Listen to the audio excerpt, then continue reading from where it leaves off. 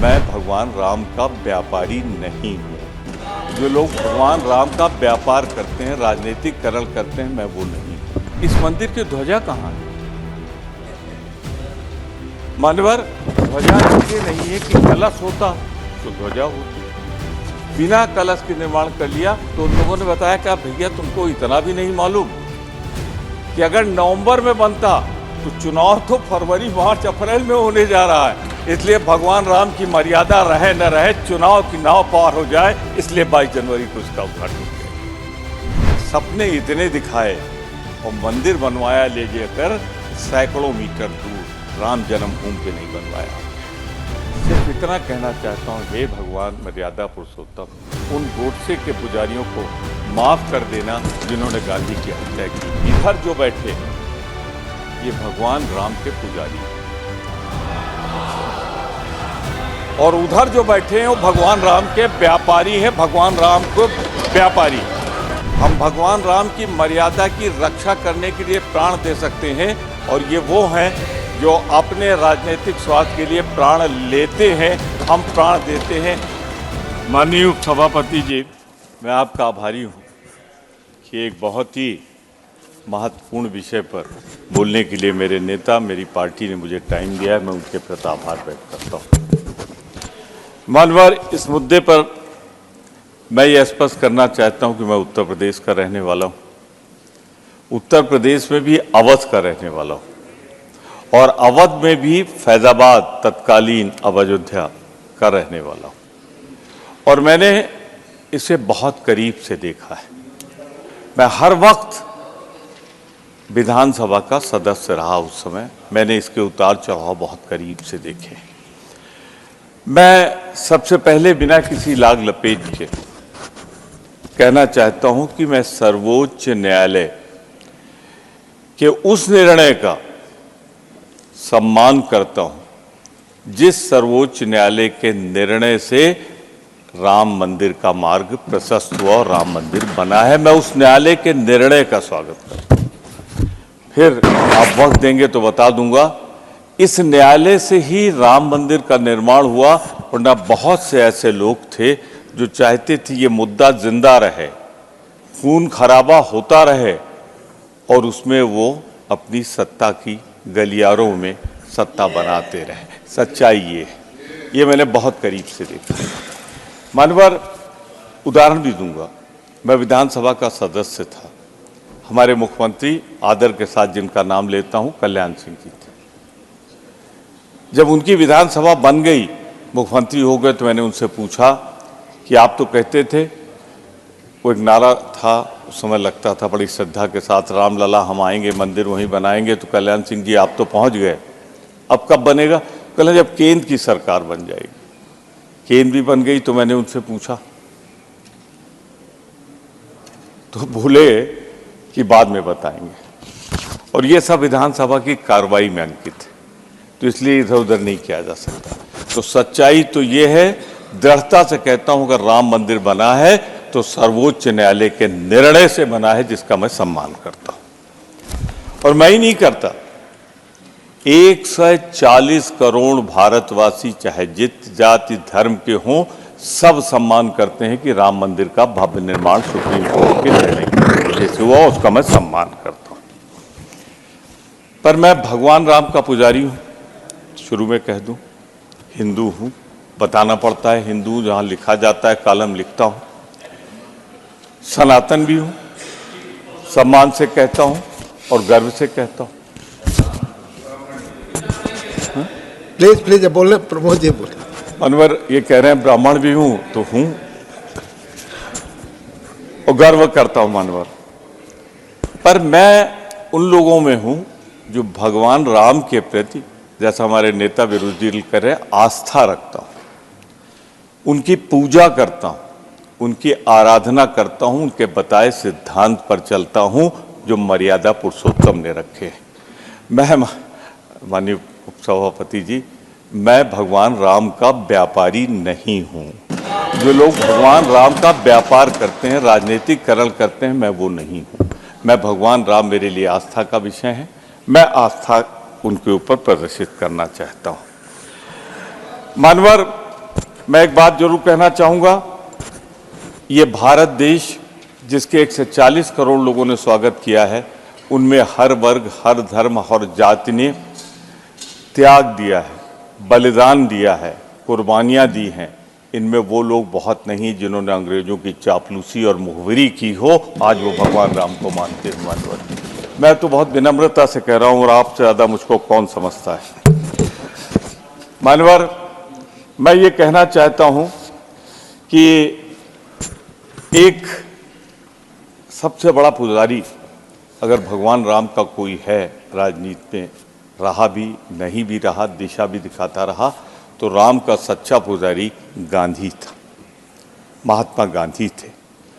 आज महात्मा गांधी को कौन मानता है, ये जग जाहिर है, पर भगवान राम के सबसे बड़े पुजारी गांधी का हत्यारा गोडसे की पूजा करने वाला कौन है, ये भी दुनिया जानती है। आज उन सिद्धांतों पे लोग चल रहे हैं, पर मेरी चिंता है, मुझे उससे निवारण लेना है, इसलिए मैं कह रहा हूं।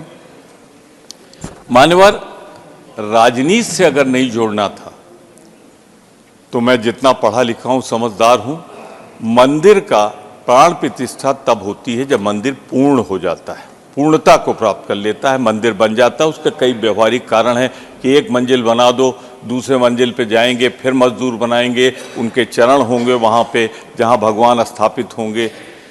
मुझे सिर्फ दुख है कि मंदिर के अपूर्ण स्थिति में स्वागत किया गया, अपूर्ण, इनकम्प्लीट, ये ट्रस्ट भी कह रहा है। तो मानवर, इसकी जल्दी क्या थी? कोई कारण है तो उधर से जवाब आ जाएगा।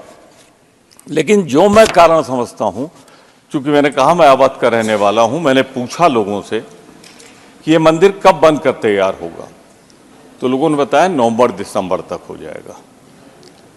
नवंबर-दिसंबर तक होने की हम भी कल्पना कर रहे थे। एक दिन आया कि ये 22 जनवरी को होगा।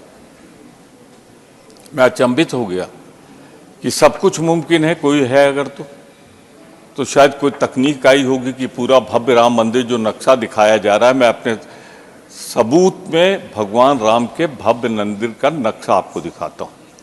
क्या वो पूर्ण है? क्या पूर्ण मंदिर का प्राण प्रतिष्ठा करके पूरे भारत देश को खतरे में नहीं डाला गया? अगर हिंदू धर्म मानते हैं, लोग कहते हैं अपूर्ण मंदिर की पूजा कर लो, तो वो पूरे समाज के लिए पीड़ादायक होता है, दुखदायक होता है। मैं इसे इससे नहीं जोड़ता कि जिस दिन उन्होंने किया उसी दिन दिल्ली में भूकंप आया था, मैं इससे नहीं जोड़ता उसको, फिर भी लोग तो कहते ही। पर मैं एक बात जरूर कहना चाहता हूँ, मानवर, हिंदू होने के नाते हम सब मंदिर में नहीं जा पाते तो वो बाहर से ध्वजा को प्रणाम कर लेते हैं, जो ध्वजा होती है, आप भी करते होंगे। लेकिन इस मंदिर की ध्वजा कहाँ है? मानवर, ध्वजा इसलिए नहीं है कि कलश होता तो ध्वजा होती, बिना कलश के निर्माण कर लिया। तो मैंने कुछ पूछा, गांव वालों से, ज्यादा पढ़े लिखे नहीं थे, भैया ये काहे अपूर्ण मंदिर का उद्घाटन हुआ, ये अवध की बात कर रहा हूं। तो मुझे जवाब ये दिया गया, स्लिप पढ़िएगा नहीं, मैं जानता हूं क्या।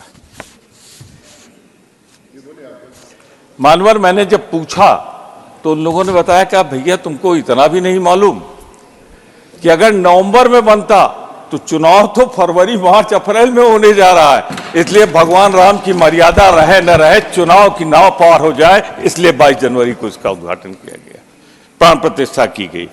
अब मानवर, मैं आगे भी आपसे कहना चाहता हूं, मैंने कहा आपसे अयोध्या का रहने वाला हूं, प्रदेश सरकार में पर्यटन मंत्री रहा हूं। पर्यटन मंत्री के रूप में मैंने राम कथा पार्क का, राम की पैड़ी का निर्माण सरकार की नीति के साथ किया था, जैसे हमने तमाम हिंदू, मुस्लिम, सिख, ईसाई धर्मों के लिए किया था, वैसे वहाँ भी पर्यटन मंत्री के रूप में किया था। मानवर, मैंने सैकड़ों बार जाके मंदिर के दर्शन किए, जहाँ मूर्ति रखी थी दर्शन किए थे। वारे भगवान राम के पुजारियों, सपने इतने दिखाए और मंदिर बनवाया ले जाकर सैकड़ों मीटर दूर, राम जन्मभूमि पे नहीं बनवाया आपने। ये मैं आपके माध्यम से सदन की कार्रवाई में लाना चाहता हूँ। और है, एक टीम बना दीजिए, चली जाए सदस्यों की और मौका देख कर आ जाए। राम मंदिर जहां बना है वो जन्मस्थान नहीं, जन्मस्थान से दूर बना। ऑल पार्टी रहे, किले मानवर ये भी हो गया।